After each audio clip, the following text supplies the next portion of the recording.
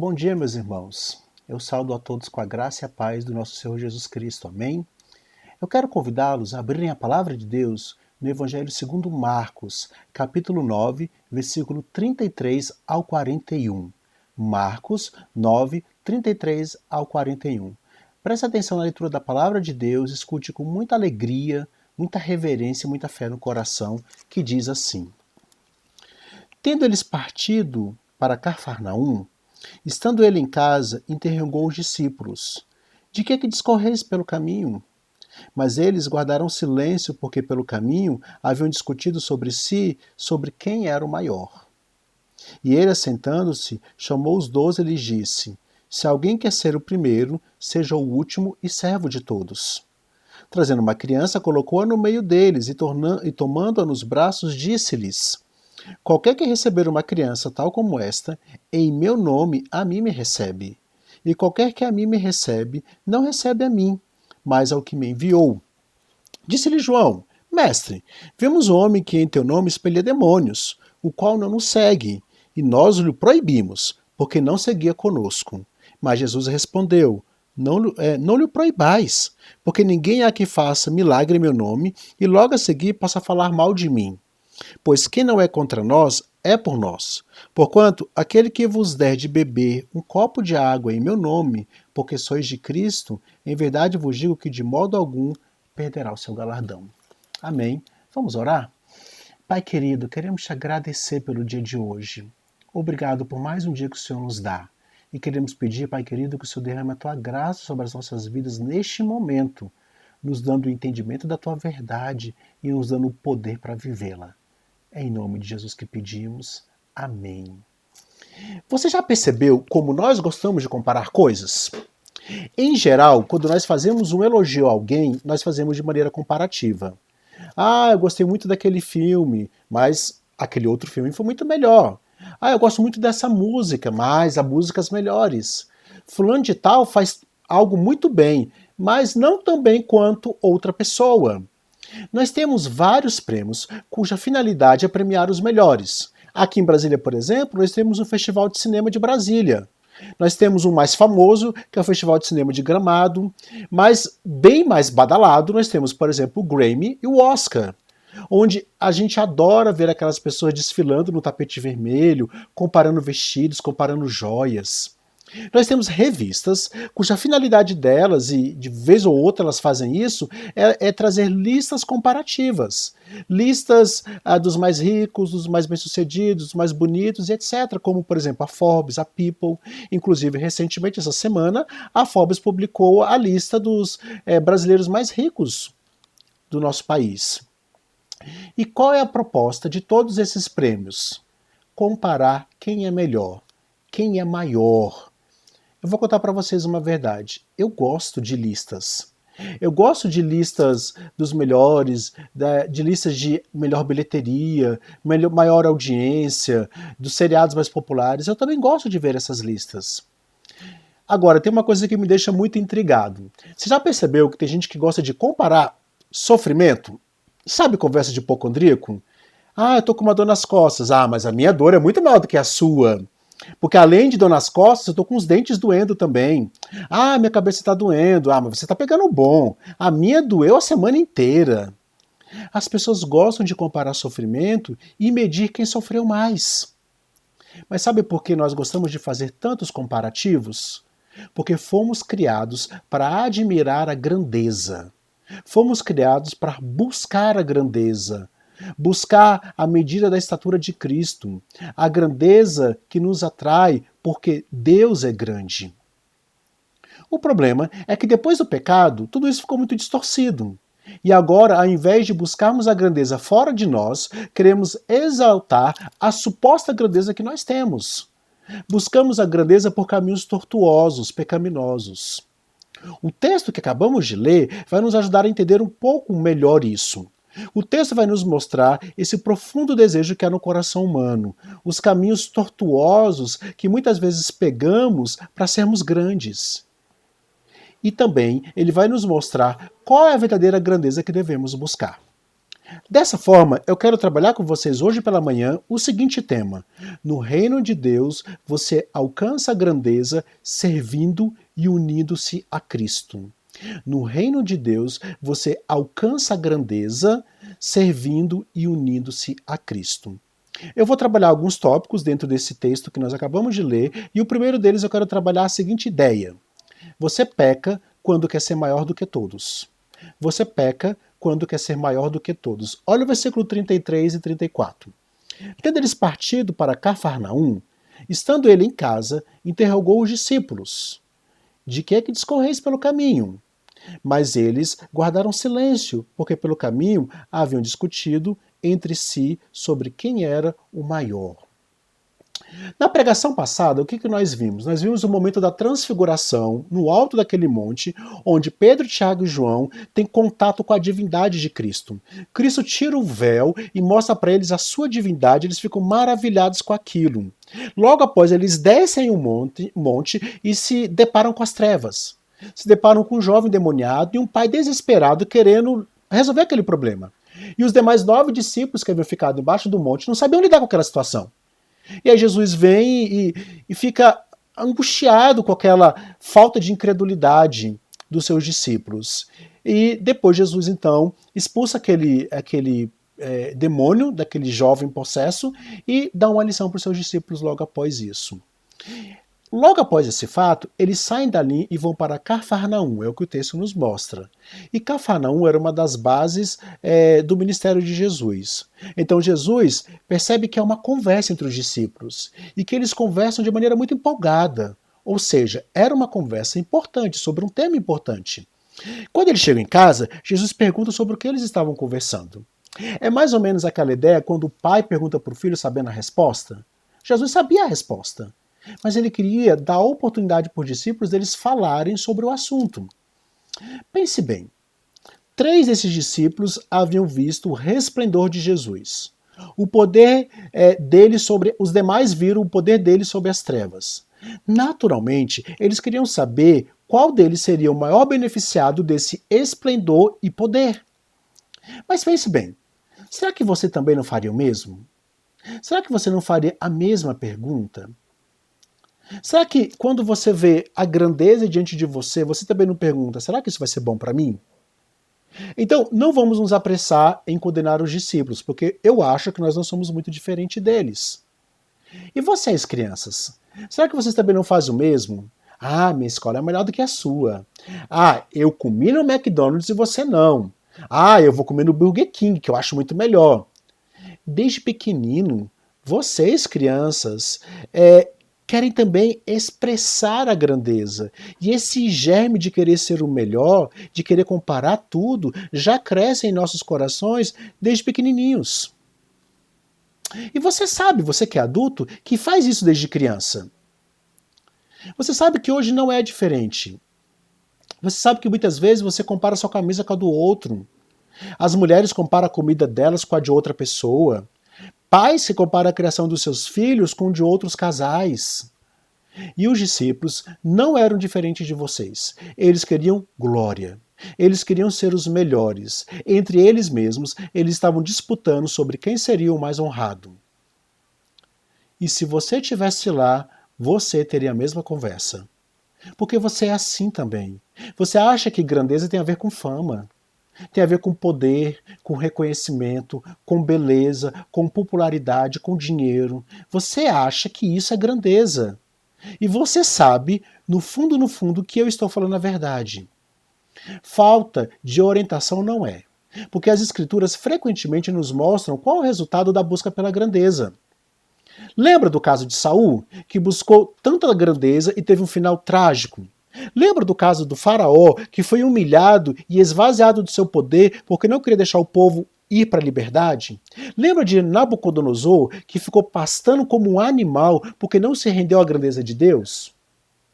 Por outro lado, as escrituras também nos mostram pessoas grandes que foram humildes, como é o caso de Ana, sempre humilhada por não ter filhos e que se humilha na presença de Deus e é agraciada, como o caso de José, que depois de humilhado pelos irmãos e vendido como escravo, ainda assim continua sendo fiel a Deus e se torna um homem grande no Egito.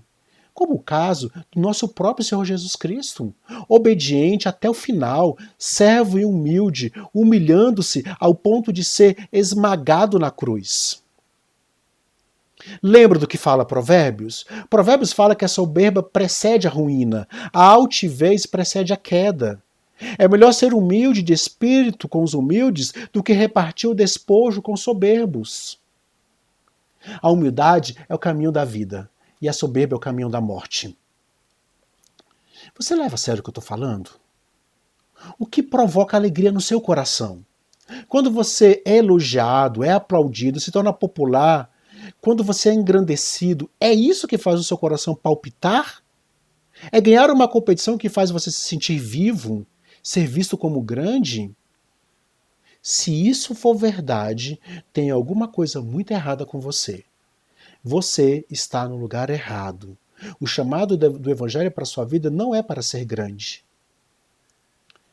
Não se esqueça que essa foi a proposta de Satanás, Adão e Eva. Fazê-los grandes, iguais a Deus. Essa foi a proposta de Satanás para Jesus no deserto. Essa é a proposta do seu coração. Essa é a proposta do mundo que está à nossa volta, das revistas, dos filmes, das novelas.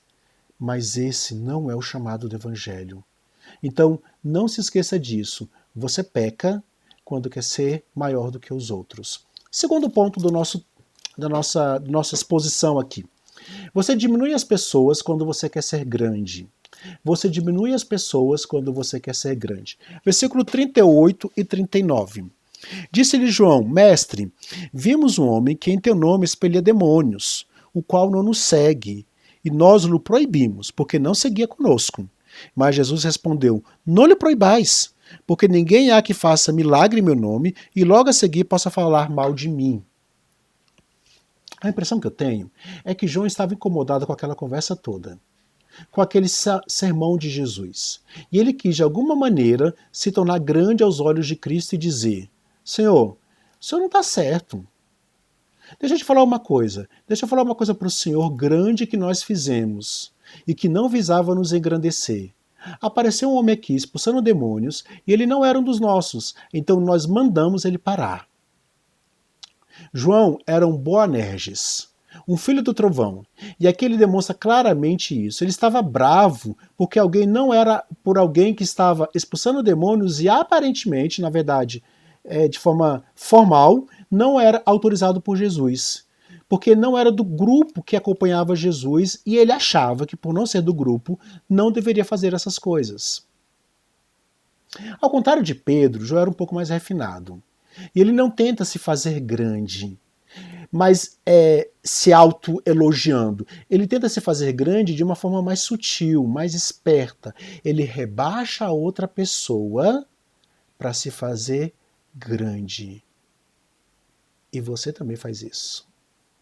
Porque quando você rebaixa as pessoas falando mal delas, cheio de maledicências, cheio de falsas afirmativas, quando você faz isso, você fica em pé. Você se faz grande. Sabe? Você faz com que os outros pareçam mal aos olhos de outras pessoas para você se destacar em meio aos defeitos dele.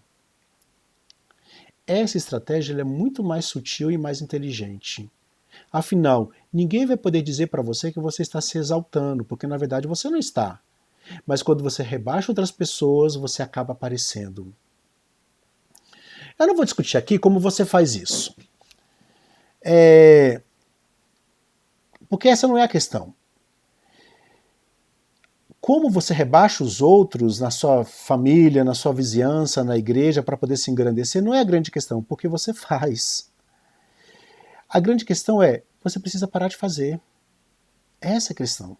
Crianças, será que com vocês é diferente? Quando vocês ficam entregando seus amiguinhos porque eles fizeram alguma coisa errada, será que vocês estão querendo ficar grande aos olhos do adulto, rebaixando e fofocando do seu amiguinho? Será que não é isso que você, meu irmão e minha irmã, faz quando você pede oração por alguém e ao pedir a oração por esse alguém você fala do pecado dele? Será que não é isso que você faz quando você fala dos defeitos de todo mundo? Defeitos, aliás, que por grande coincidência você não tem? Eu sei que vocês são criativos em fazer isso. Então a questão aqui é, não é se fazem ou se não fazem, a forma como fazem, mas vocês precisam parar de fazer. Você precisa de rebaixar os outros para ficar grande, porque isso é pecado, porque isso é sério, e é isso que João está fazendo aqui. Você percebe a maldade de João? Ele prefere que aquele homem continue endemoniado do que alguém que não é do grupo receba o crédito por aquilo. Isso é cruel. Isso é crueldade disfarçada de piedade. Será que você também não tem essa mentalidade de preferir que o problema não se resolva, a não ser que ele seja resolvido por meio de você? Para que você receba os louros, os elogios, os aplausos de ter resolvido aquele problema? Meus queridos, essa é uma mentalidade caída, pagã, ímpia. Você preferir que uma pessoa continue no mal, fazendo o que é mal, ou dominada pelo mal, ao invés de ser abençoada por alguém porque esse alguém pensa diferente de você, para que esse alguém que pensa diferente de você não receba o crédito por isso, isso é maldade a nível hard. Isso é um nível profundo de maldade. E eu me pergunto se os que pensam assim são de fato cristãos. Não viva por essa mentira, achando que você será grande se aqueles que estiverem perto de você forem pequenos. Isso é tolice. Isso é uma forma não bíblica de pensar. Olha a postura de Jesus. Ele não permite que aquele homem continue expulsando demônios? É isso que ele faz? Não, pelo contrário. Ele dá autorização e repreende João pelaquela atitude. E sabe por que Jesus faz isso? Porque aquele homem estava fazendo em nome de Cristo. Agora eu quero que você tome cuidado para não entender o que eu estou falando de maneira errada. Tem gente que acha que Jesus está dando uma chancela para que os fins justifiquem os meios.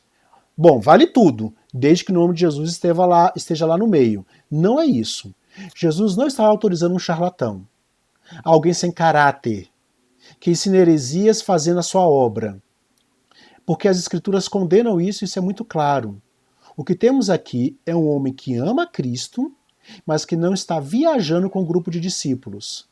Ele reconhece o poder superior de Cristo, fala em nome dele. A diferença é que ele não é da panelinha. E os discípulos acham isso um absurdo. Jesus disse que não se assustem com isso. O reino dele é muito maior do que vocês pensam. O reino é muito maior do que vocês. Vocês realmente acham que só vocês foram chamados por Cristo? O evangelho é muito maior do que a cabecinha de vocês. A agenda de Cristo é muito maior do que a agenda de vocês. Presta atenção no que eu vou falar. A igreja presbiteriana não é a única remanescente fiel do evangelho. Nós não somos o último bastião da verdadeira igreja. Nós não somos os santos dos últimos dias. Há mais pastores fiéis além de nós. Há mais crentes fiéis e há mais cultos fiéis além de nós. Então, não tente rebaixar, seja outros pastores presbiterianos, seja outros pastores reformados, seja de outras denominações ou igrejas, para que a sua igreja, a sua denominação ou você possa brilhar. Isso não traz grandeza, isso é caminho de morte. Se você pensar assim, isso é uma prova de que você está no buraco. A esperança da igreja não está na devoção da igreja, ou na piedade da igreja, ou no dízimo que a igreja dá, ou nos talentos da igreja, ou no conhecimento teológico, ou na espiritualidade da igreja. A esperança da igreja está em Cristo, no brilho e na luz de Cristo. E Ele é misericordioso e, por amor a nós, Ele nos usa como instrumentos em sua obra. O que importa, meus queridos, não é se as pessoas fazem parte ou não do nosso grupo, mas se estão a favor ou não do Evangelho. Sabe, o que importa aqui é a direção do coração, para onde ele está apontando. Você pode pensar que tem muita coisa em comum com seu vizinho não crente, com seu colega de trabalho, até com seu parente não crente. E que não tem nada em comum com outros irmãos em Cristo que estão do outro lado do mundo. Mas na eternidade, o seu colega de trabalho sem Cristo estará muito distante de você, e seu irmão que você nunca viu e que professa a mesma fé que você estará ao seu lado. quanto mais o tempo passa, mais você se aproxima daqueles que estão em Cristo, porque vocês estão caminhando na mesma direção. E é isso que Jesus está dizendo aqui. Ele não é contra. Ele está dizendo para os discípulos: olha, esse homem não é contra mim, ele é por mim. E no mundo inteiro há irmãos que caminham na mesma direção que nós e que não fazem parte do nosso grupo, que não fazem parte da nossa igreja ou da nossa denominação. O reino é muito maior do que a nossa igreja local. É muito maior do que a igreja presbiteriana do Brasil. Mas eu também preciso dizer que não é porque alguém usa o nome de Cristo que isso significa que ele está na direção correta. Porque é só ligar a TV que fica claro isso para você. Você vai ver inúmeros vigaristas que usam o nome de Cristo para ganhos perversos. Você também vai ver muita gente que diz que Jesus foi um bom exemplo moral e ético, mas que não entende a radicalidade do viver o seu chamado, que não entendem que ele é Deus. Eu te pergunto, será que você é uma dessas pessoas que acha bacana o que Cristo fez, que admira os feitos dele, as boas lições éticas dele, mas que não tem uma relação pessoal com ele? Há muitos que cantam para o Senhor, mas negam o nome do Senhor com suas vidas. Eu sinceramente espero que você não seja um deles. Falar e usar o nome de Cristo não é suficiente. O Senhor exige uma lealdade radical de discípulo a Ele. O que João não entendia era que aquele homem era também do grupo de Jesus, mesmo não andando com eles. O que você precisa entender é que vários outros irmãos em Cristo são do nosso grupo, mesmo que não sejam da nossa igreja. Então, até aqui, nós concluímos que o caminho da grandeza não é rebaixar os outros. Mas então, qual é o caminho da grandeza? Como então ser grande? Aí nós vamos para o nosso terceiro e último ponto, que diz assim: você se torna grande quando serve unido a Cristo. Você se torna grande quando serve unido a Cristo. Olha o versículo 35 e 41. E ele, assentando-se, chamou os 12 e lhes disse: se alguém quer ser o primeiro, será o último e servo de todos. Versículo 41. Porquanto, aquele que vos der de beber um copo d'água em meu nome, porque sois de Cristo, em verdade vos digo que de modo algum perderá o seu galardão. A resposta para os dois pecados de desejo de grandeza é a mesma. Se você quer ser grande, sirva. Efésios vai nos falar de despojar e revestir. Nos despojar de um hábito pecaminoso e nos revestir de um hábito santo. Essa é a verdadeira mudança. Para cada atitude pecaminosa, a Bíblia nos aponta uma atitude correspondentemente santa. Para aqueles que são soberbos, que têm mania de grandeza, qual é o antídoto? O hábito que preenche esse pecado? Servir. Percebemos que alguém vence a soberba quando este alguém torna-se disponível para servir. Naturalmente, você não quer servir, porque esse não é o caminho espontâneo do nosso coração. Pelo contrário, nós amamos e desejamos ser servidos. O nosso coração adora a glória, adora o aplauso, a popularidade, mas em Cristo você é libertado de tudo isso. Você é libertado da soberba e do desejo de ser servido para servir. Eu nunca fui a um resort, mas eu confesso que eu gostaria de ir. Eu confesso que essa ideia do all inclusive me agrada. De ter alguém sempre limpando o meu quarto, pessoas levando comida para mim, pessoas que levam a toalha na beira da piscina. Sabe aquela cena de cinema em que a pessoa sacode o sininho e aparece alguém para servi-la? Eu adoraria viver isso. Todos nós adoraríamos viver isso. Mas esse é o chamado do Evangelho? Não. O chamado do Evangelho não é esse. E sabe por que temos tanta dificuldade em servir? Porque quando ousamos servir, entramos numa guerra. Uma guerra contra o nosso próprio coração. Uma guerra contra a cultura da autoestima onde vivemos. Uma guerra contra o pensamento diabólico que diz que você deve exaltar o seu próprio nome. Tudo à nossa volta diz: busque grandeza, busque ser servido. Não é isso que você lê o tempo todo na internet, nos jornais e nas revistas? Que você vê em filmes, seriados e novelas? O serviço faz você olhar faz você parar de olhar para o que você quer, para os seus desejos e necessidades, para olhar para as necessidades dos outros. O serviço te faz ter um movimento para fora de você em direção a Deus e ao próximo. E aí você me pergunta, como fazer isso? Não é fácil, mas começa olhando para Jesus. Siga o Mestre, ouça o que ele ensina. Pare de buscar a própria glória. Pare de buscar a popularidade, ser amado. Ame, sirva. Eu tenho a desconfiança de que o seu casamento não está dando certo porque você quer ser amado ao invés de amar. Para de querer ser cuidado e passe a cuidar. Cuide de nossas crianças. Se preocupe com elas. O que a gente está vendo aqui, a gente está vendo Jesus tendo um cuidado especial com as crianças. Então imite o mestre nisso. Homens, vocês são os verdadeiros cuidadores da igreja. Cuidem das nossas mulheres. Elas são mais frágeis. Cuidem das nossas crianças. Elas são mais tolas. É estranho um cristão dizer que é maduro e não apresentar cuidado para com mulheres e ternura para com as crianças. Cuidar dos mais frágeis é uma característica do cristão maduro, de entendimento do que é uma família pactual. É a sua postura diante daqueles que parecem não ter tanta importância aos olhos do mundo, que mostra que você realmente é um discípulo de Cristo. Servir quem pode dar algo em troca, quem pode te fazer grande, quem pode de alguma maneira te retribuir, não é servir de verdade.